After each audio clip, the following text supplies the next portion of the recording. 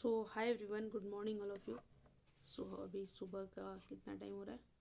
देखिए 5 तारीख और मंडे सुबह का भी हो रहा है 5 बजने वाला है। ठीक है, देखिए 4:59 हो रहा है।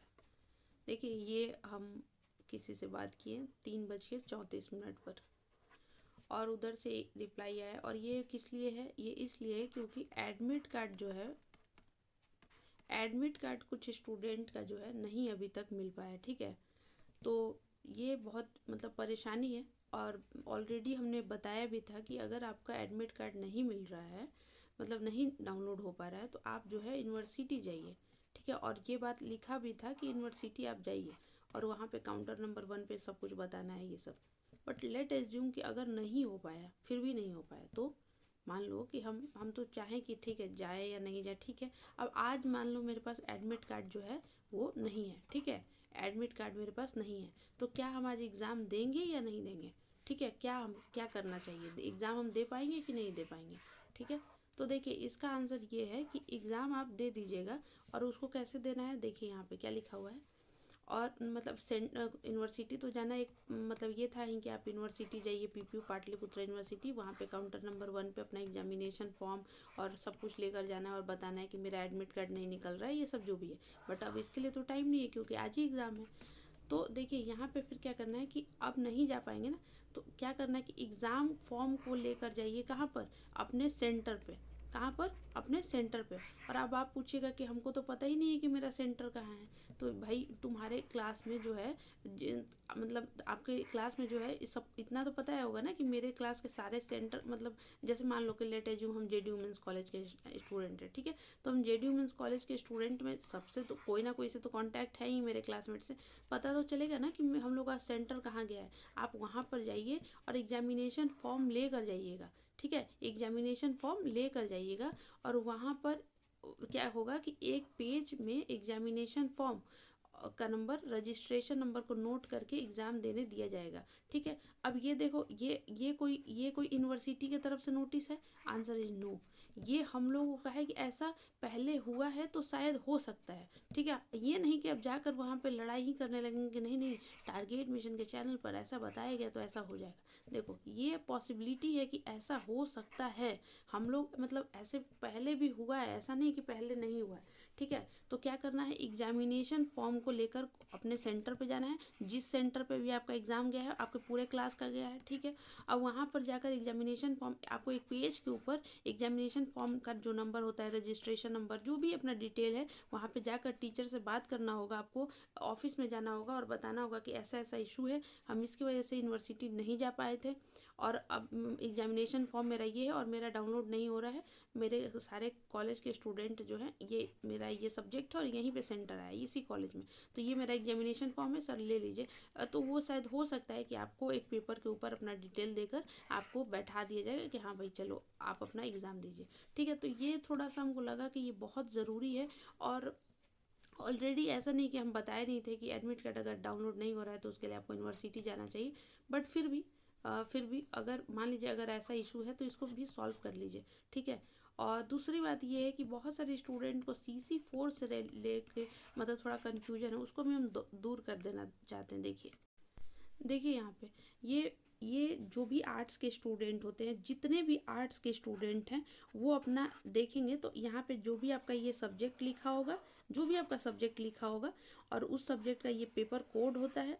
ठीक है, और उस पेपर कोड में मतलब पेपर 1 का मतलब उस पेपर का नाम क्या है वो यहाँ पे लिखा होगा। ठीक है, तो हम ये जितने भी आर्ट्स के स्टूडेंट हैं उन सब के लिए। ठीक है, अब देखो यहाँ पे फिर क्या होता है कि जैसे जो जो आर्ट्स के भी सब्जेक्ट है, जैसे मान लो ज्योग्राफी, तो उसमें फिर क्या होता है वो ना प्रैक्टिकल, जिस सब्जेक्ट में प्रैक्टिकल वाला सब्जेक्ट है, ठीक है, चाहे वो आर्ट्स के हों, चाहे वो साइंस के हो और चाहे कॉमर्स के हो, अगर उसमें प्रैक्टिकल वाला सब्जेक्ट है तो उसमें क्या होता है कि CC4 नहीं होगा, CC1 होगा, CC2 होगा, CC3 होगा, CC4 नहीं होगा। ठीक है, अब प्लस AECC का एग्ज़ाम होगा। ठीक है, दूसरे कॉलेज में जाकर। फिर से हम क्या बता रहे हैं कि देखिए आप लोग को मालूम है, ये बात आप लोग को तो पता ही है कि एग्ज़ाम फर्स्ट सेमेस्टर में कितना पेपर का एग्ज़ाम देना है। फर्स्ट सेमेस्टर में एग्ज़ाम देना है CC1 का, 2 का, 3 का एंड 4 का और प्लस AECC1, यही है। ठीक है, ठीक है, अब देखो, जिसका नॉन प्रैक्टिकल वाला जो सब्जेक्ट होता है उसका ये चारों सीसी और प्लस एसीसी का एग्जाम, यानी कि 5 पेपर का एग्जाम देना होता है। आप दूसरे कॉलेज में जाकर एग्जाम दीजिएगा, ठीक है। लेकिन जिसका प्रैक्टिकल वाला सब्जेक्ट होता है वो सिर्फ सीसी 1 2 3 और प्लस एसीसी ये जाकर दूसरे कॉलेज में एग्जाम देते हैं। और ये जो सीसी 4 होता है 70 नंबर और प्लस 30 नंबर, ये सब जो स्टूडेंट नहीं देखे ना नए वाला, मतलब ये सब जो बातें हम बता रहे हैं टारगेट मिशन के चैनल पर ऑलरेडी हम ये सब डिटेल में बात कर चुके हैं, बस हम आपको समझाने के लिए बता रहे हैं। तो ये जो सीसी 4 है 70 प्लस 30, ये आपके अपने ही कॉलेज में होगा। बहुत सारे कॉलेज में एग्ज़ाम से पहले भी हो गया होगा और बहुत सारे कॉलेज में एग्ज़ाम के बाद भी होगा। सो इसके लिए आपको कॉलेज ही विजिट करना पड़ेगा। तो अब कैसे पता चलेगा कि मेरा प्रैक्टिकल वाला सब्जेक्ट है या नहीं? मेरे भाई और बहनों, यहाँ पे देखो, यहाँ पर चेकआउट करो, यहाँ पर देखो, ये हिंदी है तो हिंदी में प्रैक्टिकल नहीं है। सीसी 1 का है, सीसी 2 है, सीसी 3, सीसी 4 में भी यहाँ पर हिंदी का एक सब्जेक्ट है। और फिर एसीसी जो कि आज होने ही वाला है 5 तारीख को, ठीक है। तो यहाँ पर कोई प्रैक्टिकल सब्जेक्ट है नहीं, तो यहाँ पर सीसी 1 2 3 4 और एसीसी 5 एग्जाम हो रहा है। यहाँ पे कोई पॉलिटिकल साइंस होता, हिस्ट्री होता, तो ये सब इकोनॉमिक्स होता, तो ये सब है क्योंकि उसमें प्रैक्टिकल नहीं है। चलो अब कुछ प्रैक्टिकल सब्जेक्ट का भी एग्जाम्पल देखते हैं। देखो यहाँ पे मैथ का भी क्या प्रैक्टिकल है? मैथ में नहीं। सीसी 1 देखो, सीसी 1 2 3 4 यहाँ पे भी कोई प्रैक्टिकल है नहीं, तो चारों सीसी का एग्जाम हो रहा है और प्लस एसीसी का भी हो रहा है, ठीक है। अब कोई प्रैक्टिकल सब्जेक्ट है देखते हैं। देखो ये प्रैक्टिकल सब्जेक्ट है। और प्रैक्टिकल सब्जेक्ट में क्या होता है? देखो यहाँ पे CC 1 CC 2 CC 3 but there are no CC 4। CC 4 नहीं है। अब ये आप भूल जाइए कि ये क्या था, ये पहले का, मतलब ये जब ये फर्स्ट सेमेस्टर का था, ये पिछले बार वाला है। देखिए यहाँ पे 25 लिखा हुआ है ना, दिखा रहा है। देखो यहाँ पे 25 लिखा है ना। 17 तारीख से उन लोगों का एग्जाम था, आपसे पहले वाला, यानी कि 24 से 26 वाले का, ठीक है। बट हम दिखाने के लिए ये अब लाए, ठीक है। रिसेंट हमको किसी का नहीं मिल रहा था, तो ये पहले वाले का था। एक सेकेंड रुको यार, हाँ, तो ये पहले वाले का था। लेकिन यहाँ पे देखिए, ये जैसे फिजिक्स है, सब्जेक्ट फिजिक्स दिख रहा है आपको। अब फिजिक्स में प्रैक्टिकल होता है। तो क्या यहाँ पे सीसी 4 है आपके एडमिट कार्ड पे? नहीं, यहाँ पे नहीं है। यानी कि सीसी 1 2 3 और प्लस एसीसी, ये ही चारों जो है आप किसी कॉलेज में जाकर एग्जाम देंगे, ठीक है। यहाँ पे सीसी 4 वाला जो चीज़ है वो कहाँ होगा? आपके कॉलेज में ही होगा, ठीक है। सो बात खत्म। यहीं पे बस इतना ही समझाना था कि अगर जो प्रैक्टिकल वाला सब्जेक्ट है उसके एडमिट कार्ड पे सीसी 4 नहीं होगा, लेकिन जो बिना प्रैक्टिकल वाले जो सब्जेक्ट हैं, मतलब जिसमें प्रैक्टिकल नहीं है, उसमें तो पूरा सीसी 1 2 3 4 प्लस एसीसी का एग्जाम देना है। लेकिन जो प्रैक्टिकल वाला सब्जेक्ट होता है उसमें सीसी 1 2 3 प्लस एसीसी, जो सीसी 4 होगा वो आपके अपने कॉलेज में होगा। बाकी कोई भी अगर आपको, मतलब कोई भी 1% भी अगर कोई भी चीज़ को डाउट है, please free feel to ask, ठीक है। आप कमेंट सेक्शन ओपन है, प्लीज़ इस पे जो है अपना मतलब अपनी बातों को यहाँ पे कमेंट सेक्शन में बताइए। अगर वीडियो अच्छा लगा, अगर आपको लग रहा होगा कि ये वीडियो उन सारे स्टूडेंट्स को भी देखना चाहिए जिसको थोड़ा भी कन्फ्यूजन है, तो प्लीज़ इसका लाइक कमेंट और शेयर करिए ताकि ये मैक्सिमम स्टूडेंट के पास वीडियो पहुँच जाए। देखिए क्या होता है ना कि हम बहुत कम वीडियो बनाते हैं, बट जब एग्ज़ाम होता है ना तो क्या होता है, ये मेरा रिस्पॉन्सिबिलिटी है। तो I know my responsibility, now it's your turn कि आप भी रिस्पॉन्सिबिलिटी निभाइए, ठीक है। So thank you so much. और फिर से हम बताना चाहते हैं, आज भूलो मत, आज 5 तारीख, और सॉरी यहाँ पे क्यों दिखा रहे हैं, एक सेकेंड, मतलब ये पहले वाला, एक सेकेंड वेट, हाँ। तो ये ध्यान रखिए कि आज 5 तारीख और 5 तारीख को है एईसीसी, और एईसीसी में 7 टॉपिक बताए हैं कि कुछ जैसे मान लो कि फिर से हम बताना चाहते हैं 3R वाला कॉन्सेप्ट पढ़ लेना, बायोडाइवर्सिटी पढ़ लेना, फिर क्लाइमेट चेंज पढ़ लीजिए, फिर क्या पढ़ लीजिए, क्लाइमेट चेंज के बाद आप क्या फिर पढ़ लीजिए, गांधी जी का स्वच्छ राहगीर पढ़ लीजिए, स्वच्छ अभियान, इस तरह का जितने भी कॉन्सेप्ट हैं, ठीक है। तो ये 3 हो गया। और फिर आप क्या पढ़ लीजिए, एसिड रेन, और ये सभी देख सकते हैं, एसिड रेन भी देख सकते हैं।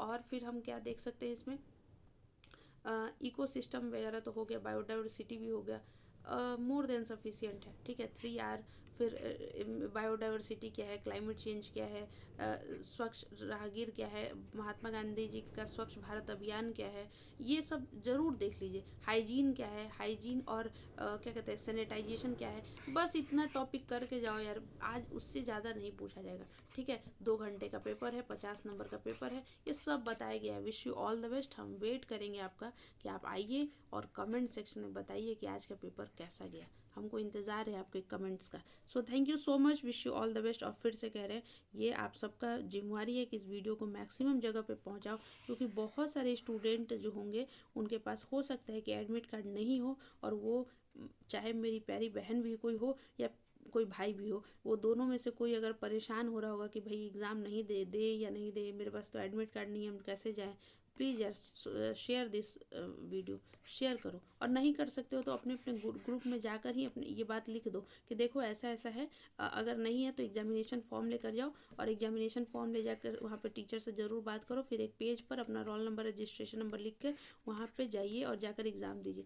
प्लीज़ शेयर करो। Thank you so much. और जो स्टूडेंट जुड़ना चाहते हैं, टेलीग्राम का लिंक हम डिस्क्रिप्शन बॉक्स में दे देंगे।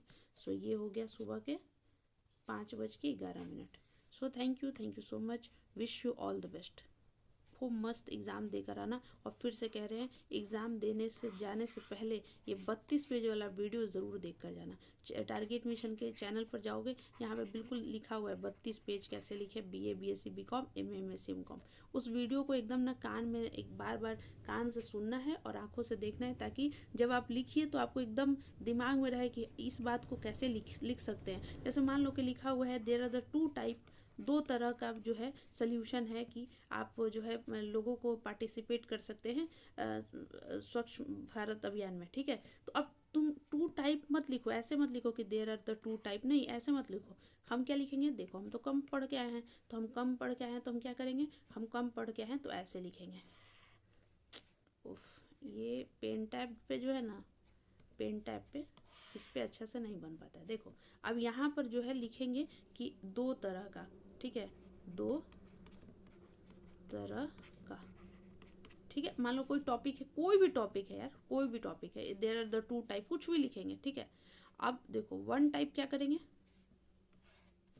और दूसरा टाइप, और यहाँ पे अपनी बात लिख देंगे कि लोगों में अवेयरनेस ले आना है, लोगों को उसका वैल्यू बताना है, अगर ज़रूरत पड़े तो लॉ भी लाना है। जैसे बिहार में प्लास्टिक बंद है, ये लॉ मतलब हम सारे बिहारियों को पता है कि हमारे यहाँ प्लास्टिक बंद है, ठीक है।